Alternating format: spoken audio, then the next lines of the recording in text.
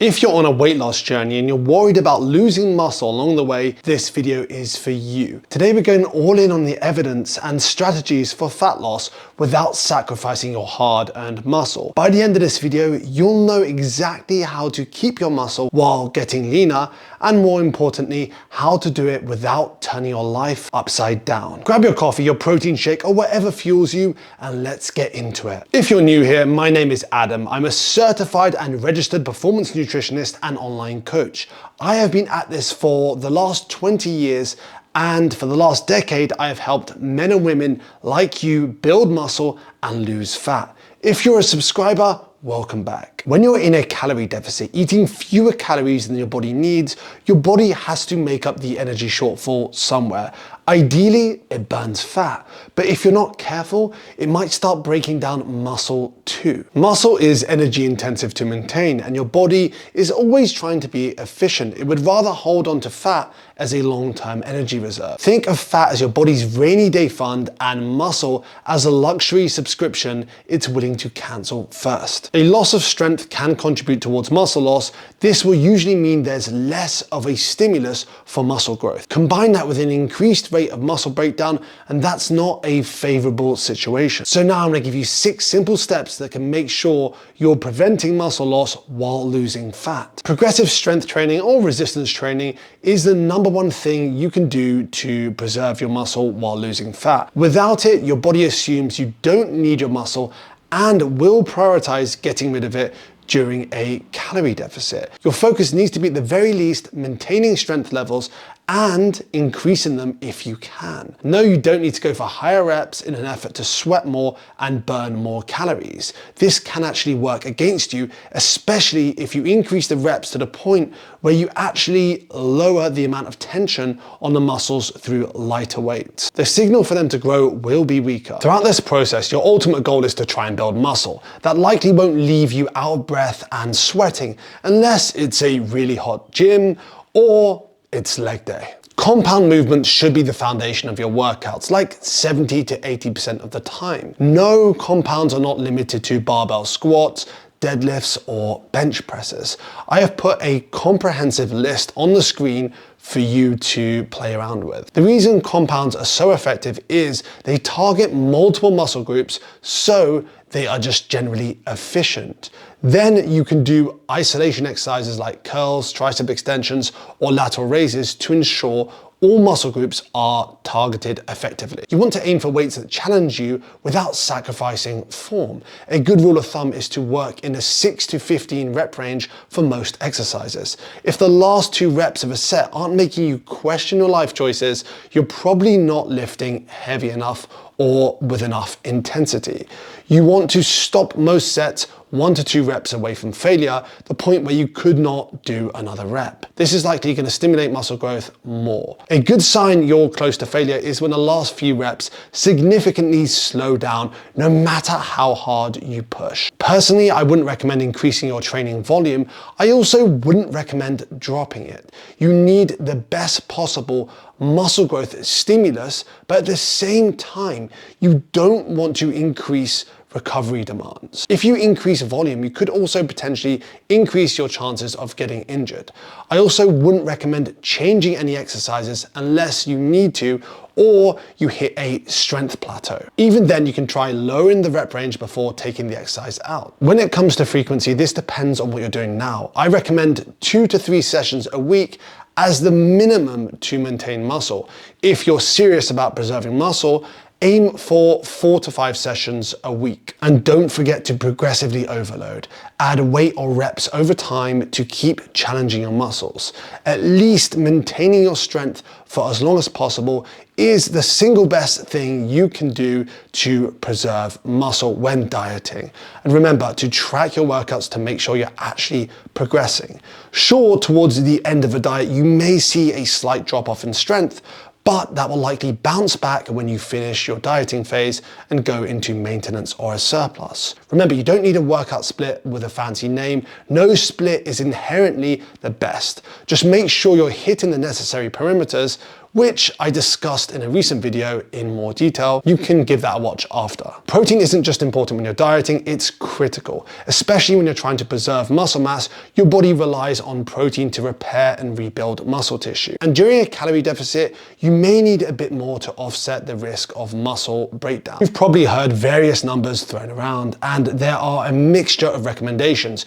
But if each day you aim for around 0.7 grams per pound of your body weight, or if you have a lot of fat to lose, goal body weight, this should be enough to cover you. And if you're having a low protein diet, when you're in a calorie deficit, it's far less likely you'll retain muscle, especially as you get leaner. The more active you are and the leaner you get, the closer to the higher end of that range you want to aim. Athletes or those with intense training routines may even go slightly higher to ensure full recovery and retention. You want to focus on high quality lean sources of protein like chicken breast, turkey, lean meat, white fish, eggs, low-fat Greek yogurt, low-fat cottage cheese, low-fat quark, just low-fat dairy in general. If you're plant-based, prioritize foods like tofu, tempeh, lentils, and beans.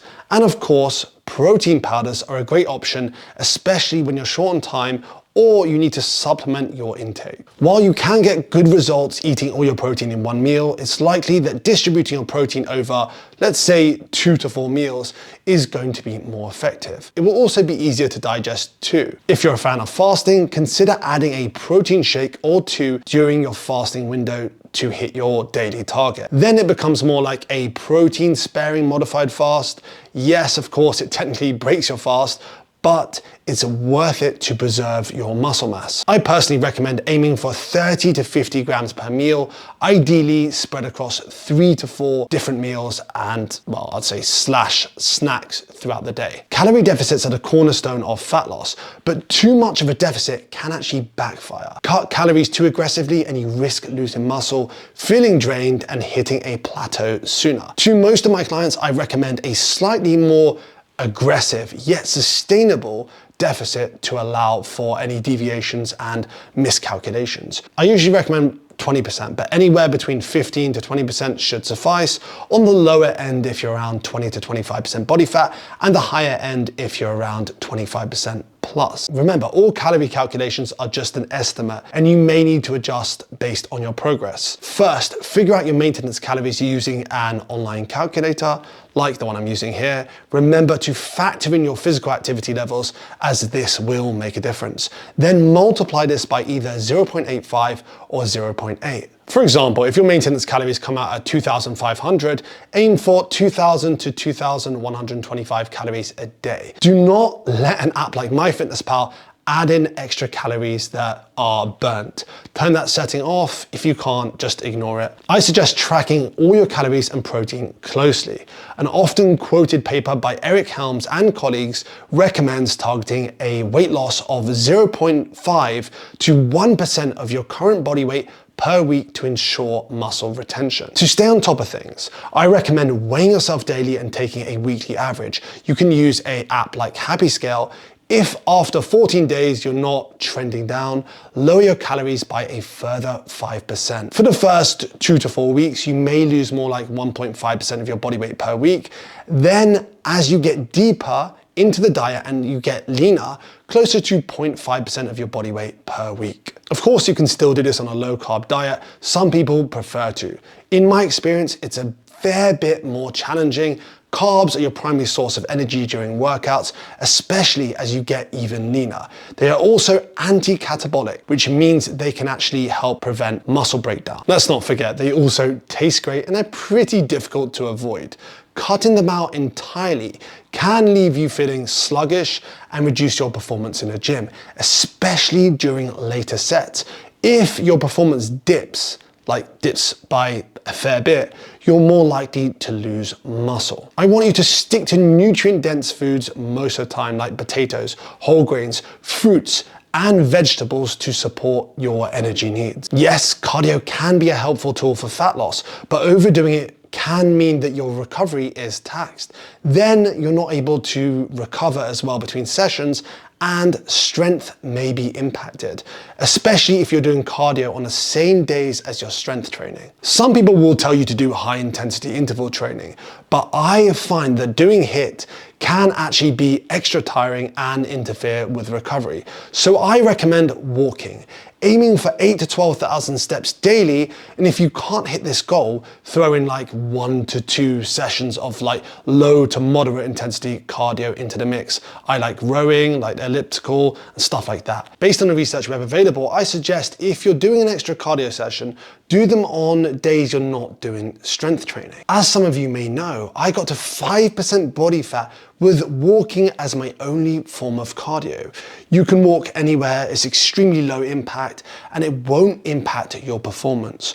Walking can also help you recover faster between workouts by improving blood flow. Some studies have actually found that walking just 1 hour a day can improve your sleep quality. This brings me to the 5th step, sleep. This is one of the most underrated aspects of fat loss and muscle retention. When you're sleep deprived, your body produces more cortisol, a stress hormone that can lead to increased muscle breakdown. You're also likely to make worse decisions in terms of your nutrition if you're tired. You won't be able to push as hard in the gym. Let's add to the mix that your hunger hormones increase, making it harder for you to stick to your calorie deficit. I suggest aiming for 7 to 8 hours of quality sleep each night to give your body the recovery it needs. Of course, as I've said in previous videos, providing you're doing everything else, you can still get good results, even great results, with less than optimal sleep. But it does make it harder when you feel tired and you're just generally more stressed. To top it off, you're also more likely to get injured if your sleep is heading for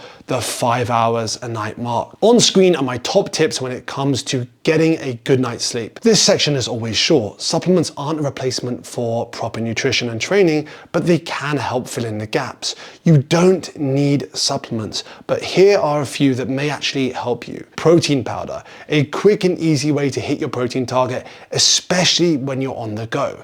Creatine is one of the most researched supplements for preserving muscle mass and also improving strength, even in a calorie deficit. And no, you don't need to worry about water retention or hair loss. Omega-3s may assist in recovery and improving your joint health. A multivitamin, if you want to fill in the gaps when dieting, it can be especially helpful if you're not eating as much variety as you're used to. I've put a summary on screen. Of course, losing fat while keeping muscle isn't easy, but it's absolutely doable with the right strategies. If you stick to these principles, you'll not only hit your fat loss goals, but you'll also maintain the muscle you've worked so hard to build. If this video was helpful, hit that like button, subscribe, and let me know in the comments what your biggest challenge is. I'd love to hear from you. Thanks for watching and have the best day ever.